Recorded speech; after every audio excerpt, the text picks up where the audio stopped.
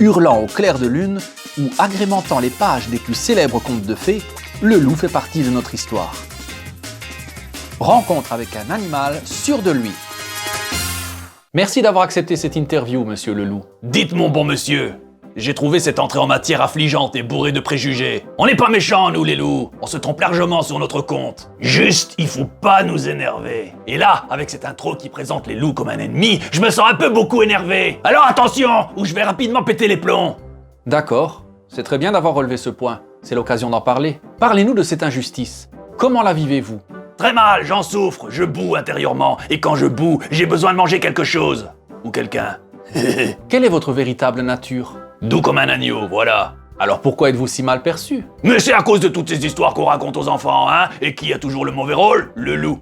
Non, parfois dans les histoires pour enfants, c'est des sorcières ou des ogres. Tu me cherches ? C'est toujours le loup que je te dis. Mais on ne se laisse plus faire. J'ai fondé une association, JDCR. Je déteste le chaperon rouge. Avec cette association, je révèle enfin la vérité. Cette gamine habillée de rouge, c'est qu'une menteuse, c'est une peste. Jamais, au grand jamais, un loup n'a mangé une grand-mère. D'ailleurs, pour dire la vérité, j'ai réécrit certaines histoires célèbres, en disant ce qui s'est réellement passé. Mon premier livre, Le méchant petit lapin. L'histoire infâme d'un lapin qui mange les petites filles. Le second, Le mouton et les 3 cochons. L'histoire d'un horrible mouton, mutant, venu d'ailleurs, qui souffle sur la maison des cochons pour les gober tout crus. Et enfin le dernier, Le labrador et les 7 biquets.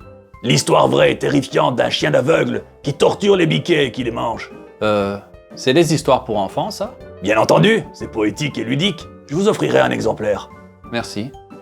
Parlez-nous de votre famille. Ouais, bah écoute, j'ai plus tellement de temps pour ton interview à la 642 là. J'ai un mouton qui est dans le four, alors faut que je surveille. Enfin, je veux dire, j'ai un hameçon dans le four. Un limaçon, un caleçon. Enfin, il y a un truc qui cuit, quoi.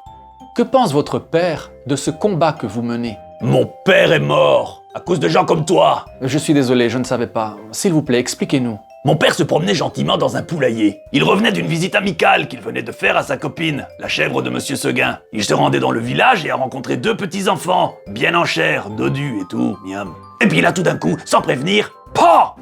Quelqu'un lui a tiré dans le dos, sans raison. Sans raison ? Oui, sans raison. Eh bien, je suis désolé. Je sens que vous souffrez de cet atroce... comment dirais-je ? Accident ? Meurtre, pas accident. Minute, ça sent le brûler. Bah, mon mouton, il est en train de cramer. Désolé, je peux pas rester, faut que j'aille le voir. Ok, un dernier mot pour les spectateurs ? Ouais, bah, m'énerve pas ou je te mange. Voilà, salut. Ah. Merci.